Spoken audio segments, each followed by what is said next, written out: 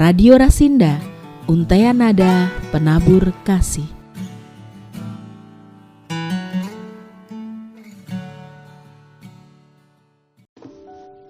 Shalom, selamat pagi para pendengar setia siaran kabar baik di Rasinda Karanganyar.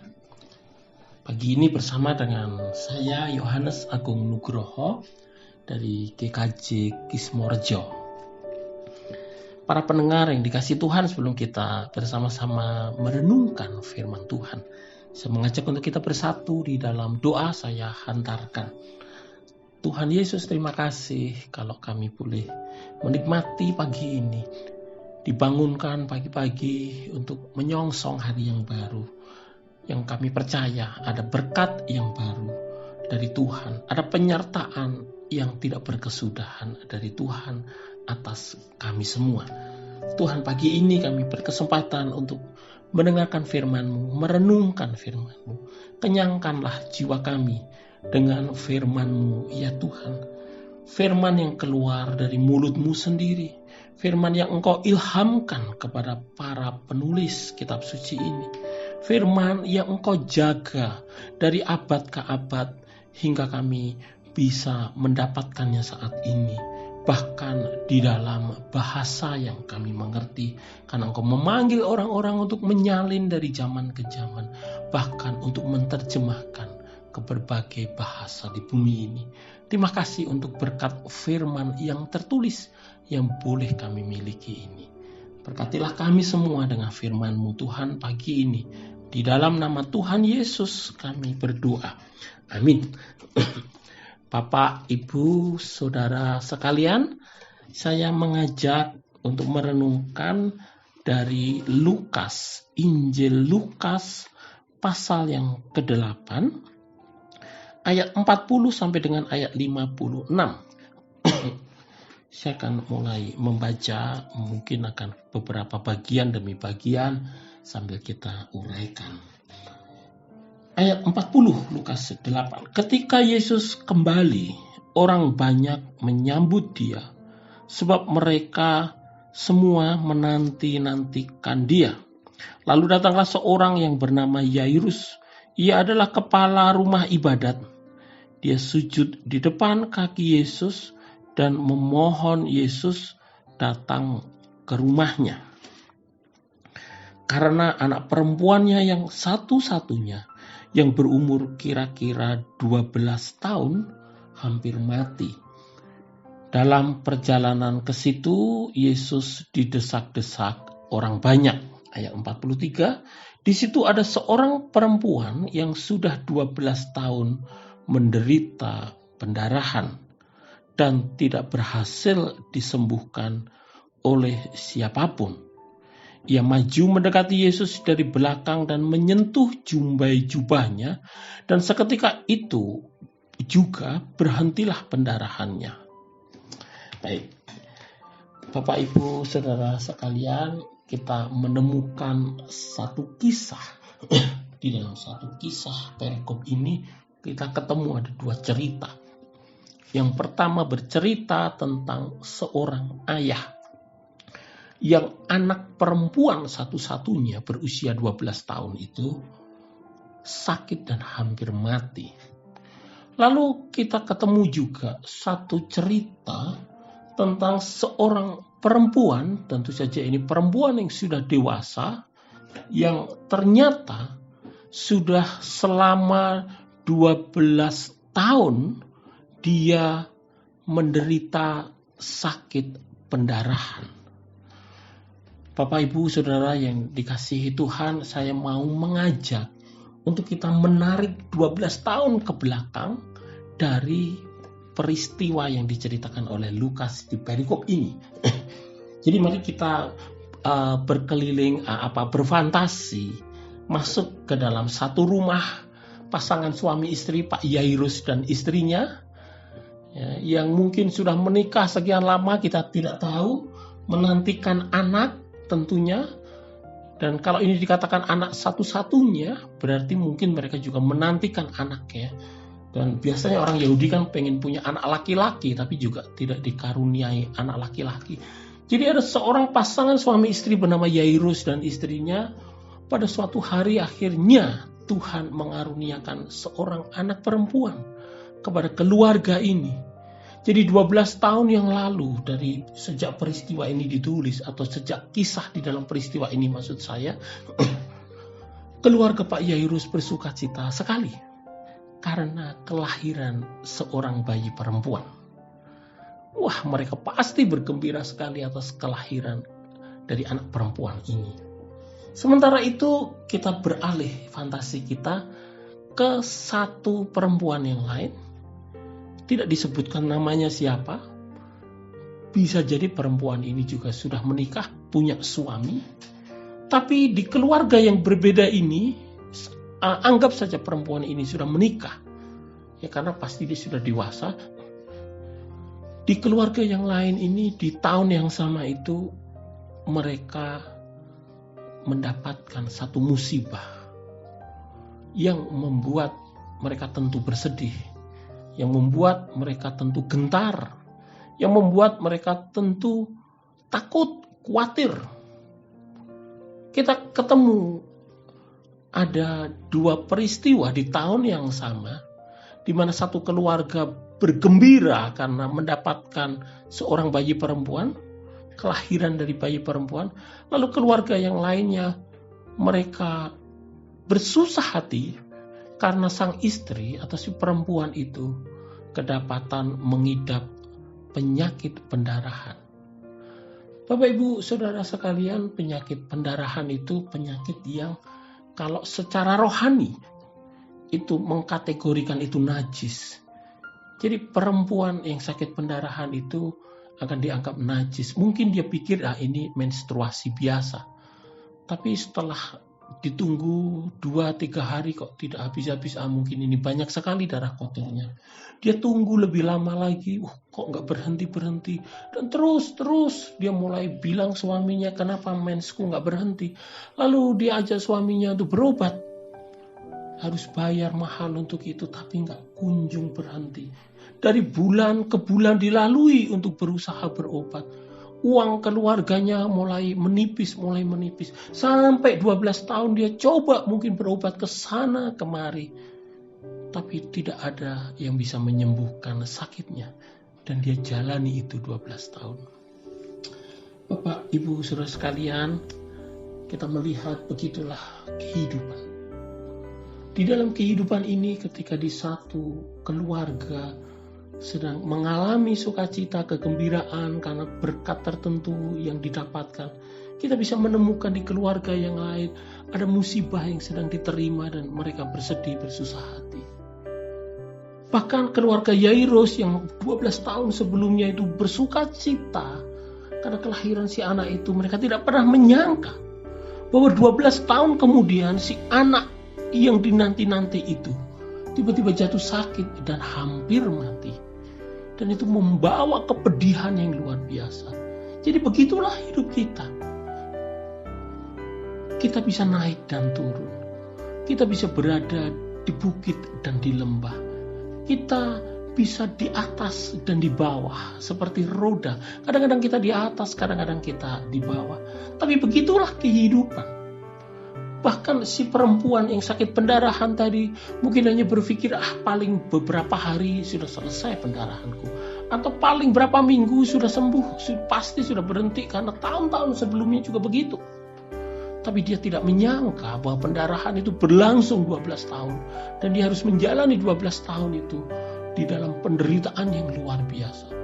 Karena sakit pendarahan seperti itu bagi seorang perempuan Yahudi, itu sakit yang berdampak secara rohani, berarti dia akan terus dianggap najis, dia nggak bisa beribadah di bait suci, orang-orang nggak berani sentuh dia karena takut ketularan najis. Secara fisik dia menjadi berbau sekali karena pendarahan terus, kering dan sebagainya, belum ada teknologi pembersihan seperti zaman sekarang, jadi betapa bau anyir darah itu menyengat sekali. Secara seksual pasti dia nggak bisa melayani suaminya. Secara ekonomi uangnya 12 tahun untuk berobat itu pasti tergerus banyak sekali. Dan mungkin dia sudah mulai kehabisan keuangan. Jadi dan secara sosial dia dikucilkan pasti. Karena orang tidak berani sentuh dia. Dan dia nggak bisa kemana-mana, secara fisik lemah sekali karena darahnya keluar terus. Berarti hemoglobinnya pasti rendah sekali dan dia lemas secara tubuh. Jadi dia tidak pernah menyangka bahwa dia harus menanggung sudah 12 tahun itu. Situasi yang ternyata tidak enak. Bapak Ibu Saudara sekalian, hidup di dunia ini tidak ada jaminan bahwa semuanya akan seperti jalan tol. Tidak ada jaminan bahwa semua yang kita alami akan dalam tanda petik baik-baik saja menurut ukuran kita. Menurut ukuran manusia pada umumnya. Bahkan Tuhan tidak menjanjikan kehidupan yang tanpa masalah. Tuhan tidak pernah menjanjikan kehidupan yang bebas dari persoalan. Tetapi Tuhan sungguh-sungguh menjanjikan untuk Dia tidak meninggalkan kita. Tuhan menjanjikan untuk Dia berjalan bersama kita. Tuhan bukan hanya berjanji-janji manis, tapi Tuhan sendiri juga pernah mengalami pergumulan yang sama sebagai manusia. Sang Firman yang menjadi manusia itu, Dia pernah tahu apa artinya menderita di bumi ini sebagai manusia. Bapak Ibu Saudara, begitulah kehidupan. Tidak ada jaminan bahwa hidup kita akan lancar terus. Dalam artian tidak ada masalah sama sekali. Bahkan kitab suci mengatakan bahwa penganiayaan, penderitaan itu sesuatu yang mungkin akan dialami oleh orang yang percaya kepada Yesus. Dan itu akan diupahi oleh Tuhan di surga nanti. Bapak Ibu Saudara sekalian, begitulah kehidupan di bumi ini. Di bumi ini suka dan duka bercampur. Di bumi ini ada tangisan, ada tawa. Di bumi ini ada beragam hal yang berkebalikan. Pengkhotbah mengatakan ada waktu untuk lahir, ada waktu untuk mati. Ada waktu untuk menjahit, ada waktu untuk meropek. Ada waktu untuk tertawa, ada waktu untuk menangis. Ada waktu untuk bicara, ada waktu untuk diam. Kehidupan ini silih berganti. Tetapi penyertaan Tuhan tidak pernah silih berganti. Dia Tuhan yang menyertai kita. Dia Tuhan yang tidak meninggalkan kita. Mari kita lanjutkan kisah tadi. Bapak Ibu Saudara sekalian, sang bapak Yairus ini tadi, yang anaknya sakit dan hampir mati, dia tidak kehilangan harapan. Dia dengar, dia tahu tentang Yesus. Lalu dia nantikan Yesus yang kembali dari Genesaret itu, yang dari Gerasa itu. Dia dari Dekapolis. Dia menantikan Yesus bersama dengan banyak orang lainnya.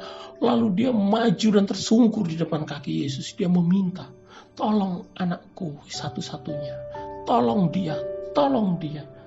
Begitulah Bapak ini tidak kehilangan iman dan pengharapannya. Demikianlah Bapak ini memperjuangkan kebaikan bagi anaknya di hadapan Yesus.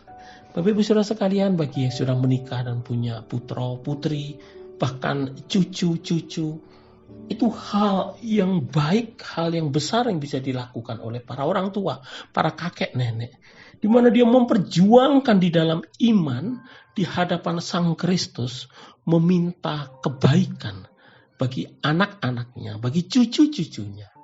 Nah, itu yang dilakukan Yairus. Dia tersungkur, tolong anakku, tolong anakku. Anak yang 12 tahun itu, yang masih remaja itu, dia beruntung karena memiliki orang tua yang punya iman kepada Yesus. Memiliki orang tua yang memperjuangkan di hadapan Yesus kebaikan bagi dirinya. Dan demikianlah kemudian Yesus menyanggupi, oke, aku ke rumahmu. Nah, dalam perjalanan yang berdesak-desakan itulah kemudian Yesus ketemu dengan perempuan ini. Nah, mari kita beralih sedikit ke perempuan yang pendarahan tadi. Sudah 12 tahun. Bapak Ibu Saudara sekalian, kalau kita mengalami satu persoalan, ya biasanya di awal-awal itu kita masih punya semangat juang yang tinggi untuk mengatasinya. Kita punya energi yang besar untuk menghadapi persoalan itu di awal-awal. Lalu ketika ternyata ekspektasi kita tidak kunjung terjadi, kita berharap sebentar lagi persoalan ini pasti selesai. Kita berharap keadaan sebentar lagi segera berubah menjadi lebih baik dan menjadi baik. Tapi ternyata tidak kunjung terjadi. Bahkan kalau kita membaca kisah ini, dari tahun pertama, tahun kedua, tidak terjadi, tahun ketiga sampai 12 tahun. Wow, luar biasa perempuan ini. Dia 12 tahun harus mengalami sakit seperti itu. Mengalami keadaan yang terkucil, terpencil. Mengalami keadaan yang menyiksa. Mengalami keadaan yang bagi orang kebanyakan itu petaka. Tapi dia tidak kehilangan pengharapan. Ketika dia dengar tentang Yesus, karena Yesus pasti populer sekali, dia pasti dengar dari salah satu keluarganya, ada guru agung yang bisa menyembuhkan banyak penyakit. Harapannya muncul kembali. Lalu dia memberanikan diri beranjak dari tempat tidurnya, tempat dia berbaring dalam kondisi tubuhnya yang lemah itu. Lalu dia cari di mana Yesus akan lewat. Dia lihat kemana orang banyak berkerumun, pasti di sana Yesus akan lewat. Tidak mudah untuk berjalan sempoyongan dalam kondisi yang hemoglobinnya rendah. Dia berkunang-kunang, fisiknya lemah, nafasnya pasti juga sulit. Tubuhnya pasti sudah sangat kurus. Dan mungkin juga tubuhnya mengeluarkan bau yang tidak nyaman bagi orang lain. Tapi dia tempuh itu semua. Kitab suci menceritakan bagaimana dia datang kepada Yesus itu dari belakang. Ayat 44, ia maju mendekati Yesus dari belakang dan menyentuh jumbai jubahnya. Bapak-Ibu Saudara, bahkan untuk berhadapan di depan Yesus, dia nggak berani karena dia sadar diri bahwa dia najis. Dan yang najis itu dia nggak berani menampakkan diri kepada Yesus yang di depannya. Maka dia diam-diam dari belakang supaya nggak ketahuan. Dan yang dia pikirkan adalah, aku sentuh jumbai jubahnya aja. Pasti aku bisa disembuhkan. Wow, iman macam apa yang dimiliki perempuan ini. Tapi dia melakukan itu. Ayat 45 dikatakan, ayat 44 tadi ya, dia menyentuh jumbai jubahnya dan seketika itu juga berhentilah pendarahannya. Dia merasakan, pendarahannya berhenti. Tubuhnya makin kuat seketika itu juga. Lalu kata Yesus, siapa yang menyentuh aku? Karena tidak ada yang mengakuinya, berkatalah Petrus, Guru, orang banyak mengerumuni dan mendesak engkau. Namun Yesus berkata, ada seorang yang menyentuh aku. Sebab aku merasa ada kuasa keluar dari diriku. Ketika perempuan itu melihat bahwa perbuatannya itu ketahuan, ia datang dengan gemetar sujud di depannya dan menceritakan di hadapan semua orang apa sebabnya ia menyentuh dia, dan bahwa seketika itu juga ia sembuh. Lalu katanya kepada perempuan itu, kata Yesus, hei anakku, imanmu telah menyelamatkan engkau, pergilah dengan damai. Bapak-Ibu Saudara, Yesus bisa merasakan ada kuasa mengalir dari dirinya. Dan kuasa itulah kuasa yang mengalir pada si perempuan pendarahan itu. Yang membuat perempuan itu mengalami kesembuhan secara ajaib. Seketika itu juga. Lalu dia bertanya, siapa yang sembuhkan aku? Siapa yang menyentuh aku? Dan perempuan itu akhirnya mengaku, aku. Dia cerita, aku sakit. Tapi aku percaya kalau aku datang kepadamu bahkan menyentuh jumbai jubahmu pun, aku akan sembuh. Dan Yesus menghargai iman wanita itu. Dia katakan imanmu telah menyelamatkanmu. Pergilah dengan damai. Bapak Ibu Saudara sekalian, kita melihat peragaan iman, pengharapan yang tidak putus asa dari seorang perempuan yang sudah 12 tahun kondisinya tidak baik. Sudah berapa lama persoalan itu kita hadapi? Seandainya kita punya satu persoalan yang kita anggap besar. Apakah 1 bulan, 2 bulan, 1 tahun, 2 tahun, 4 tahun, 5 tahun? Apakah kita masih punya pengharapan kepada Tuhan? Seperti perempuan ini yang sudah 12 tahun, dia masih bisa berharap kepada Tuhan. Bapak Ibu Saudara, satu peragaan iman yang luar biasa. Satu pengharapan, satu teladan pengharapan yang luar biasa yang kita temukan pada perempuan ini. Kalau kita menghadapi satu persoalan, ingat perempuan ini yang sudah 12 tahun dan tidak kehilangan pengharapan. Kenapa Tuhan harus begitu lama? Apakah harus 12 tahun? Ya kita nggak tahu. Mungkin bisa lebih cepat dari itu, tapi siapa tahu juga bisa lebih lama dari itu.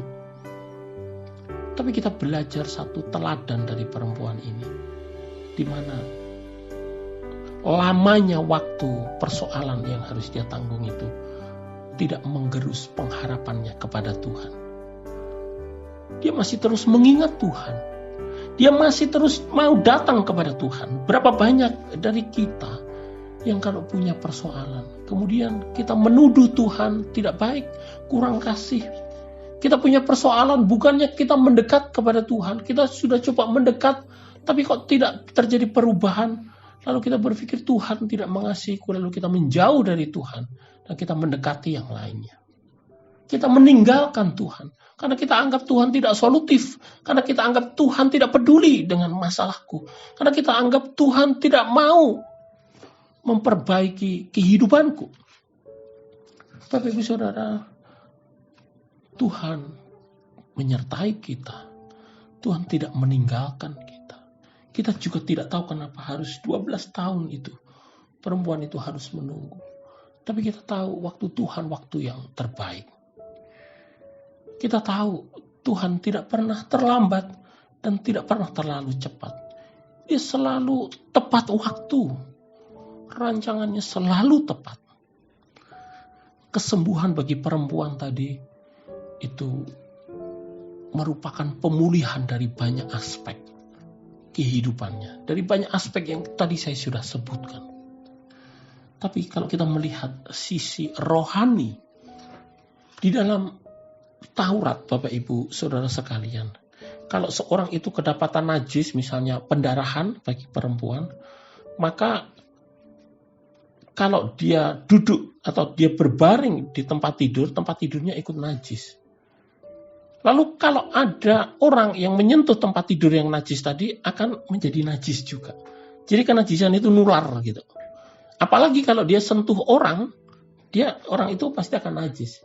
Jadi tindakan yang dia lakukan ketika menyentuh jubah Yesus itu harusnya secara hukum Yesus ikut najis karena jubahnya ikut dinajiskan oleh perempuan tadi dan Yesus yang memakai jubah itu menjadi najis.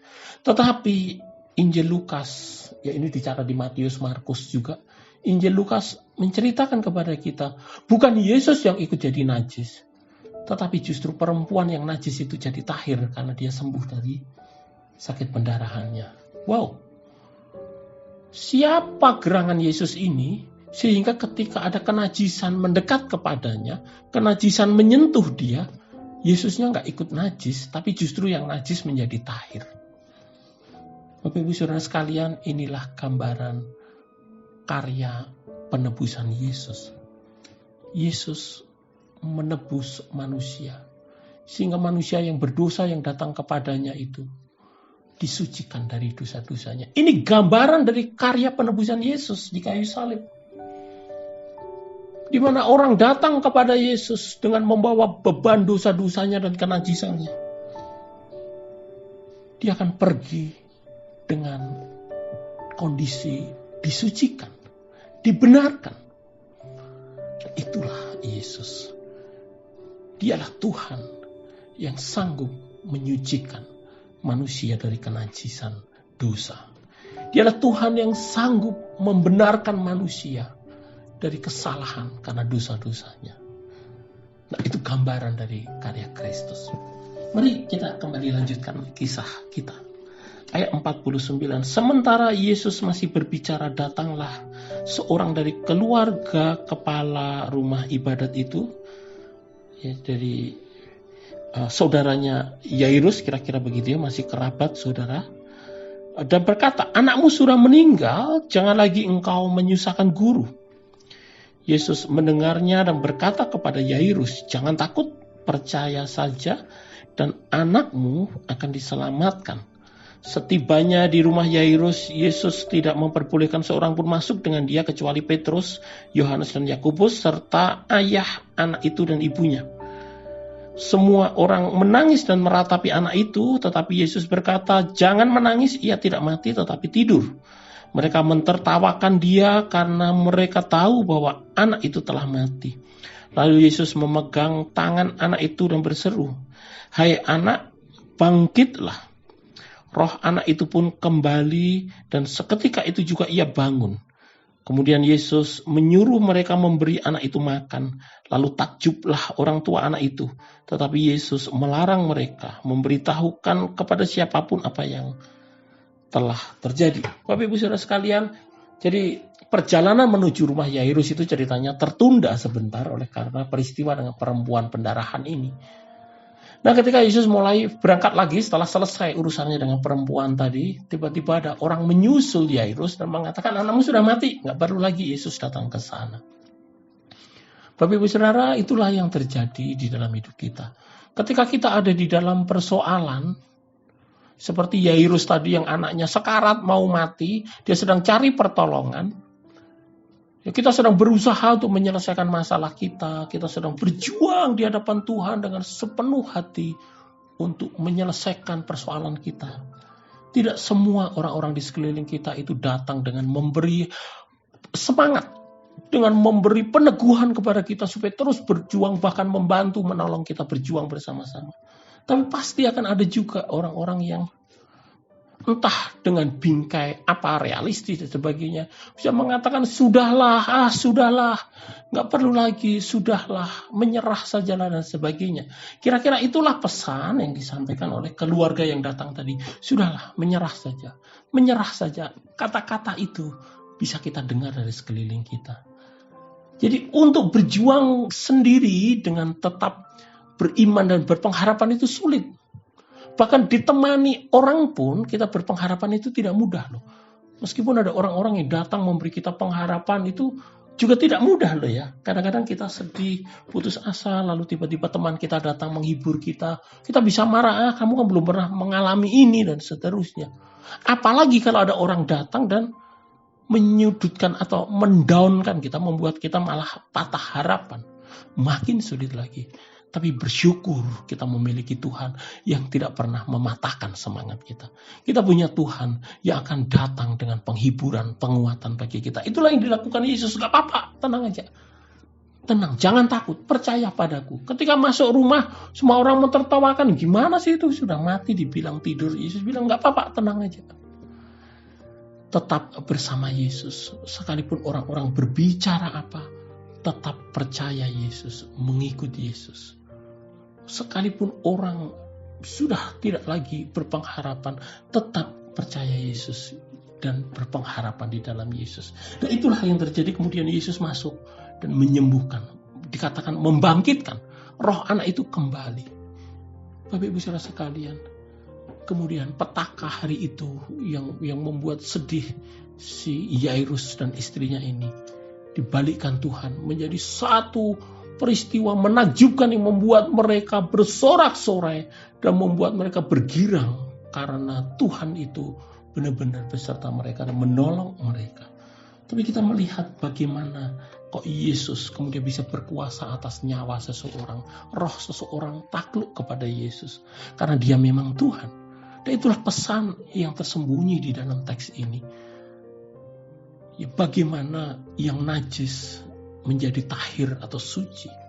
Itu gambaran karya penebusan. Bagaimana nyawa manusia itu patuh kepada perintah Yesus. Itu bukti selanjutnya bahwa Yesus memang Tuhan yang berkuasa atas jiwa manusia. Yang hanya orang yang datang kepadanya yang kemudian akan beroleh keselamatan jiwa itu. Bapak Ibu Saudara, kita sudah belajar tentang beriman, berpengharapan. Kita belajar dari teladan Yairus, kita belajar dari teladan perempuan yang sakit pendarahan tadi. Tapi di balik itu kita juga belajar tentang siapa Yesus dari kisah ini.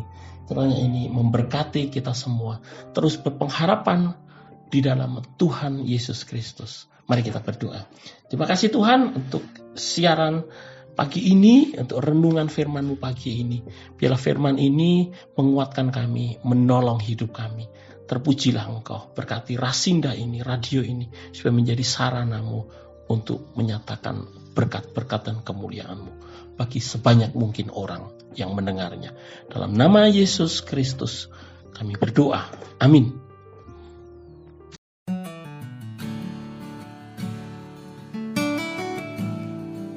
Radio Rasinda, Untaian Nada Penabur Kasih.